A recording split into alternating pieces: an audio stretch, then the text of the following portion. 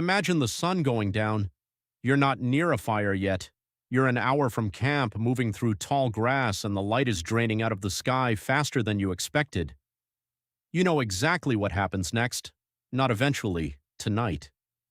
The temperature drops. The shapes around you stop being trees and rocks and start being maybe something else. And somewhere out there, animals that slept all day are just waking up, hungry. For most of human history, night wasn't a break from the day. It was the most dangerous 12 hours you'd face every single day of your life. Today, when it gets dark, you flip a switch. Light floods the room. You don't think about it. But for a human being 100,000 years ago, that same darkness could kill you three completely different ways before sunrise. The first is predators. Lions, hyenas, and leopards do most of their hunting at night. Human night vision is genuinely terrible compared to almost every predator that shared our landscape. In the dark, you were one of the least equipped animals on the savanna. Anthropologists studying early hominin remains have found a striking share of the fossil evidence points to nighttime kills, bodies dragged into trees or caves, skulls with puncture marks matching specific predator teeth. The second is cold. Without insulated shelter, nighttime temperature drops, even somewhere you'd call tropical, could be brutal. Deserts are the extreme case, swinging up to 40 degrees Celsius between day and night. But even in forests and grasslands, a body that's been sweating all day loses heat fast once the sun disappears. Hypothermia doesn't need snow. It just needs wet skin, wind, and a long enough night. And the third is disorientation. No moon, no fire, no light at all, and you genuinely cannot see the ground in front of you. A twisted ankle in daylight is an inconvenience. A twisted ankle at night, alone, away from camp, is often a death sentence, because you can't signal for help and you can't defend yourself. So darkness compressed the world just like a storm did. Everyone, human and predator, funneled into the same small safe spaces the moment light started to fade. And one task mattered more than any other: keep the fire burning until morning. Controlled fire use goes back at least 400,000 years, maybe close to 1,000,000. But keeping a fire alive through 8 or 10 hours of darkness, night after night, wasn't automatic.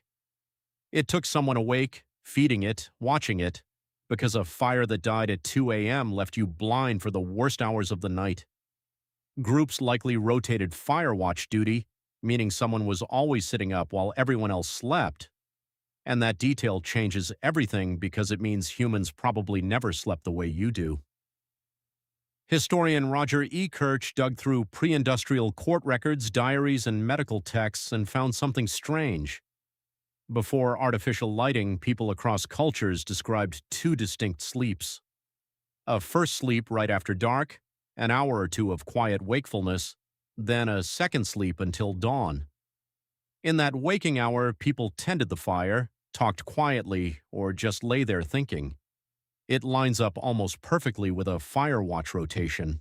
So that middle-of-the-night waking period, the one modern doctors sometimes call a sleep disorder, might actually be inherited nighttime survival behavior.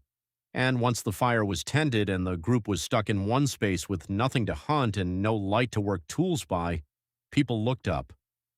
Every ancient culture built a relationship with the night sky, the one thing you could see clearly in the dark, hours every night of your life.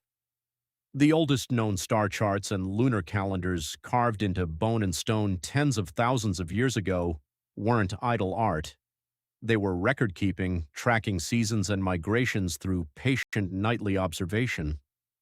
The stars also became the framework for stories. Constellations aren't random. Cultures on opposite sides of the planet independently grouped stars into hunters, animals, and ancestors, then built myths explaining how they got there. Those myths carried real information: when to plant, when to migrate, when the rains would come, wrapped inside a story a child could remember and repeat. But night wasn't only danger. Many prey animals are far easier to approach after dark, moving slower and relying on smell over sight.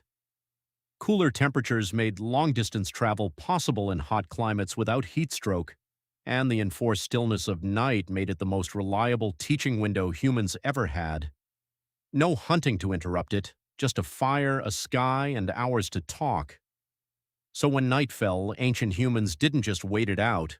They rationed their fire, split their sleep to guard it, mapped the sky above them, and turned enforced stillness into the origin of astronomy, calendars, and myth. The dark didn't just threaten them, it taught them to look up and remember what they saw there.